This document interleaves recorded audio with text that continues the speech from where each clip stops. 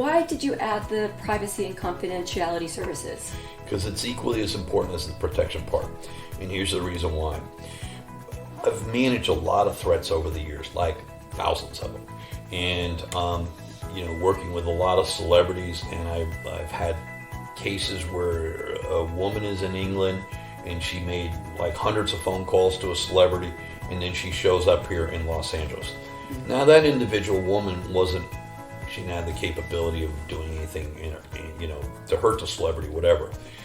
But there are people all over the world that are searching addresses and searching to find out additional information. They're almost like their own investigators trying to investigate when they have a fixation on a star or a famous person. And celebrities get bombarded all the time where people say, hey, I'm broke, I need money, can you send me money? All different things that they contact the people for. But if you remove all the personal information, there's nothing out there, and their life is done. You basically have created an anonymous lifestyle for them. You minimize and you lower the risk on any of those type of threats or potential threats. In the age of social media, I would think your job is more difficult because people are putting themselves out there. Absolutely. More than ever. Yes. And so we've had clients that maybe want to have lunch at the Ivy restaurant on Robertson Boulevard, and that client is then tweeting, we're going to the Ivy for lunch.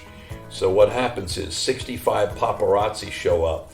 And out of those 65 paparazzi that show up, one could be a stalker, one could be somebody who is out there has been sending inappropriate correspondence in that crowd. And now all of a sudden, that person is faced with a potential threat that the security team had no way to be able to assess. Doesn't sound like a very relaxing lunch at the Ivy. No, but it happens all the time. And then if I were a bad guy and I was going to do an investigation, let's use the Kardashians as a perfect example, and I look at every location that they've gone to in the last 6 months, I can plot those locations and I can kind of find out where does their lifestyle, what is the geographic radius of their lifestyle, and every time that if they go to a certain restaurant on a certain day at a certain time, I can figure out that if I want to do surveillance, I go to that restaurant, sit out there, and wait till they come there. Mm-hmm. And so that's how bad guys think. And so when you put out everything you do on social media, it's better to put out, I just had lunch 2 hours ago at the Ivy restaurant. It was great. That's what I do. Yeah. I post things after I did them. Yeah, absolutely. So it doesn't attract any wacko that would show up there, and now the security team doesn't have any idea who is this person and why are they here, Yeah, and it makes your job more difficult if you have to watch for 65 people instead of, there might be a threat, a random one, but if you're bombarded with 65 more people to watch, it defeats the purpose. We have an intelligence system. In the intelligence system, we get 60,000 live feeds. It's worldwide. And so with that intelligence system, it identifies 50 different types of threats, meaning kidnapping, homicide, burglary, robbery.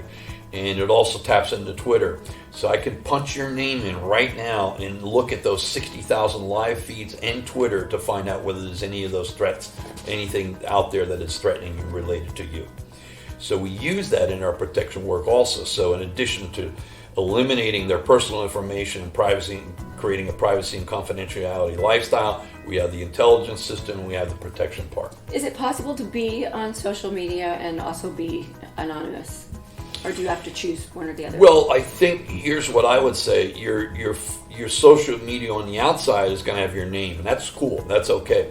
But behind the social media, when you log in, that's what you have to protect. You have to set up a username and password that is not anything connected to you, meaning that, again, I would set up a fake email that goes to a real email in case I have to verify something or whatever.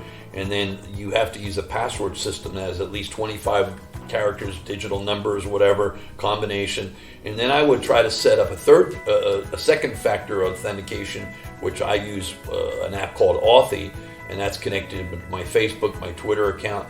So then I get a code called Authy. Authy, yeah. And so I get the purpose of it? So that it stops anybody from hacking into your social media accounts.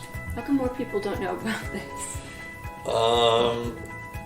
Because many times celebrities, high net worth people, they're focused on entertaining us and they're focused on making billions of dollars. Job. And it's not really it's like I don't have their skills to be a billionaire. I don't have their skills to be an A player in the entertainment industry.